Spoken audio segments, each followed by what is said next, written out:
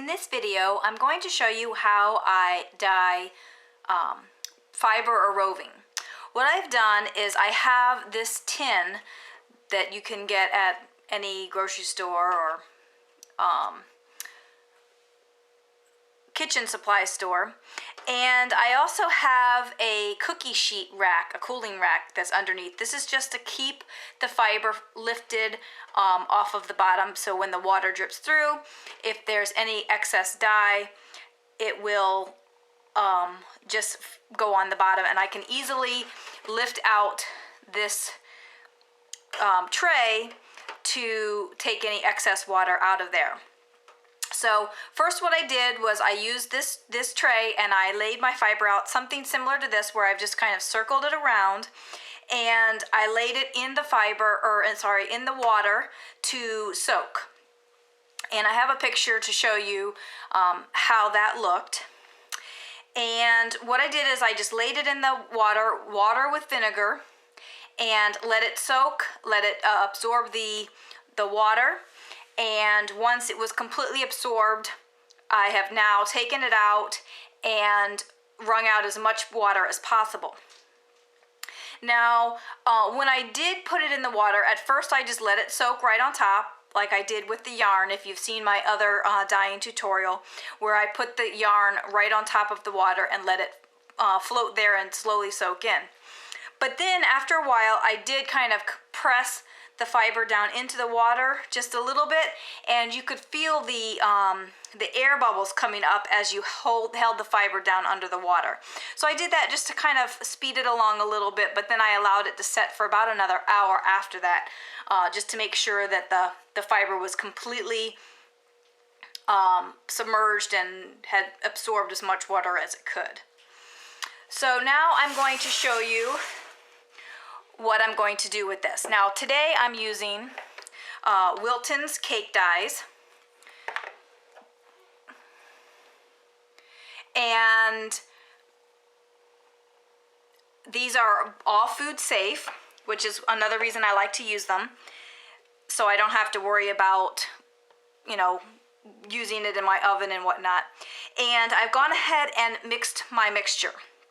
What I did with this is I boiled some water and put it in the jar, and then added the Wilton's cake decorating dyes. This is the kind that is it doesn't have any other, it's just the coloring. So I have about 200 milliliters of water, and to the yellow, I added about a tablespoon. To the other two colors, the green and the purple, which I will be using today as well, I only added about a half of a tablespoon. I added more for the yellow because I wanted a vibrant yellow, and I was nervous that it wasn't going to be quite as bright as I wanted it. So I have two bottles here, and the reason I have two bottles is because I decided that I would like to have two shades of each color. So what I'm going to do is I'm going to measure out the dye and put two different amounts of the dye in the water. I have about 5 ounces of water in each of these bottles. So I'll go ahead and I'm going to measure out approximately 45 milliliters. And I'm going to add that to the first bottle. Okay, and then on the second bottle, which I'm going to want a little bit stronger strength, I'm going to go ahead and put 60 milliliters in there. It's not quite 60, but we can add a little bit more. So I want this one to be a little bit stronger strength. And I can still add a little bit more than that, because it looks like it's about the same, a little bit less. I'm just going to go ahead and fill this one up to about 8 ounces with the dye.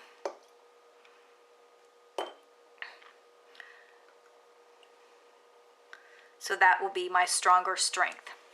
Now I will go ahead and do this for the other two colors, and then I will come back and show you how I'm going to color the dye on the fiber today. Okay, so now I'm ready to start adding the color. So for each of the dyes, I have the stronger strength has 8 ounces of water plus dye, and the lighter strength has about 6.5 ounces with the dye. So, because I started with 5 ounces of water each. And I'm just going to add this color just like I did when I did my hand painting of the yarn. And I'm just going to just start adding color wherever I want. And the thing about the fiber is you have to make sure that you get it in to all the crevices. The yarn is much easier because you can easily get it in by moving it around. Because the fiber is kind of compressed to begin with, it makes it a little bit more difficult to get the dye in between and get all that color in there. And I should really be wearing gloves because my fingers are going to be colored. So I'm going to go ahead and grab some gloves. So just hang on just a second. Okay, so I'm starting with the lightest shade of yellow here, and I'm just trying to get the color to go throughout.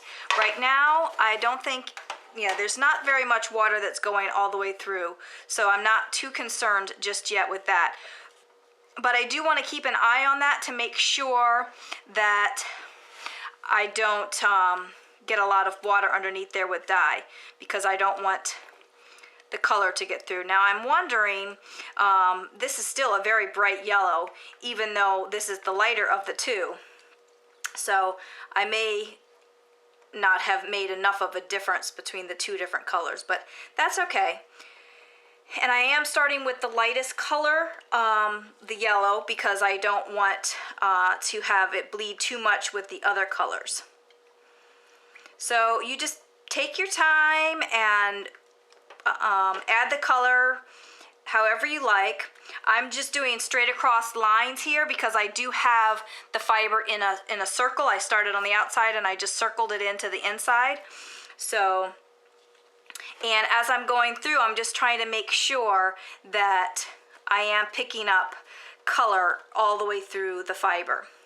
That's the most important thing. The last time I dyed fiber, I did not get enough dye in the fiber, so I had a lot of white space. So when I ended up applying it, the fiber was very muted and very pastel-y colors. So I'm trying to go for something a little bit more vibrant this time. We'll see how it turns out. So I'm just going to go ahead and continue painting. I'm nearly out of this color here, so I may have to be mixing up some more color as well. I do have a little bit more dye that I've already mixed up, but I will go ahead and continue painting, and then once I am ready to heat set it, I will come back and go through that process with you as well. Okay, as I start to add the green, I'm going to try and keep the green a little bit away from the yellow, just so that if it does happen to bleed in just a little bit, I don't have too much taken away from the yellow. So I'm just going to try and keep it just a tiny bit away from the yellow as I'm adding the color here. And I'm going to saturate this as much as I possibly can.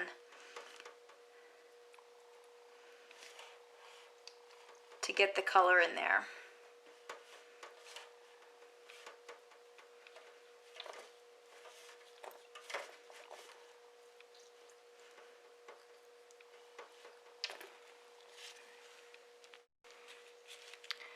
Okay, now I'm moving on to the purple, and I wanted to tell you that each time that I've gone to the next color, I'm not getting too much water going underneath, but I have tried to absorb that extra water before moving on, just to be sure that I don't get any overflow.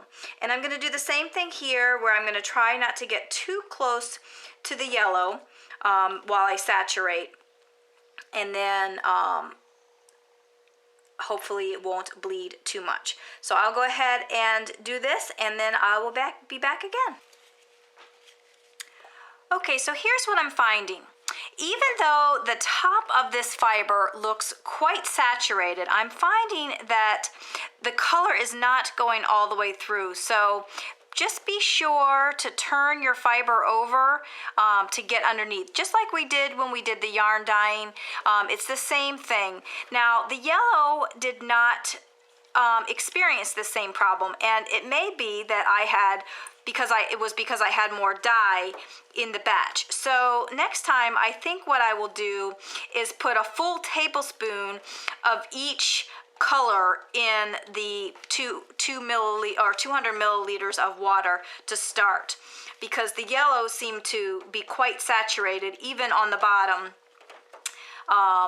without having to turn it over. So that's the only difference between the two different colors, is that the green and the purple, I only put half a tablespoon of the dye in the water because I thought it would be a little bit darker than the yellow, but as it turns out, it might just need that full tablespoon of dye. So I will continue to paint. Okay, so as it turns out, I didn't have to mix any more dye, but I did use it all, or just about all of it. I am going to go ahead and soak up this excess water in here before I cook it. And I do mean cook it.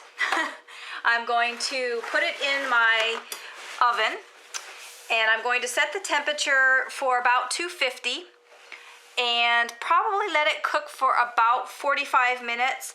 I just want to make sure that it gets hot enough. So if I check it after 45 minutes and it doesn't seem to be very hot, then I will let it sit a little bit longer in the oven.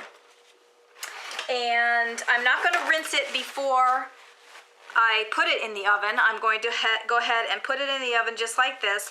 I'm not too worried about the dye mixing anymore. Even if it goes down into the bottom of the pan, it should be fine because it is lifted up a little bit. And we'll see how it turns out. So I'm going to go ahead and pop it in the oven. And again, I'm going to preheat the oven first and then put it in the oven. So once the oven is preheated to 250 degrees, then I will pop this in the oven and set the timer for 45 minutes. Okay, everything is all cooked now, and after I took it out of the oven, which I ended up leaving it in the oven for an hour and a half versus the 45 minutes, after 45 minutes I just touched it to see if it was warm. It was a bit warm, but it didn't feel like it was really hot. So I left it in another 45 minutes after that. And then afterwards, I took it out and let it cool to room temperature, which really didn't take very long at all. Probably 15 or 20 minutes, and it was cool to room temperature. I have since run it under kind of room temperature water in the sink, and rinsed it just to get some of the vinegar out, and all the water rinsed completely clear, so I don't have to worry about any bleeding. I did have a little bit of overlay. I got a little lazy when I was doing that final color of purple, so it kind of got into that yellow a little bit there, but other than that, it came out pretty cool. And now I'm just going to completely wring it out and try and get as much water as I can out. I'm going to try not to touch it as much, I'm going to try not to handle it, or I'm going to handle it as little as possible to get the water out. And then I'm going to hang it up to dry. And we'll see how it turns out when it's completely dry and the colors show their fullest.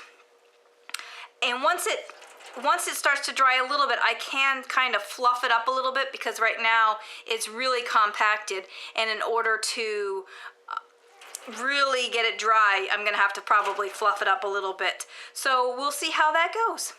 So I hope you enjoyed this tutorial on dyeing fiber. Bye. So I hope you liked that tutorial. I did want to show you what the fiber looked like when it was all dry and finished. So here it is.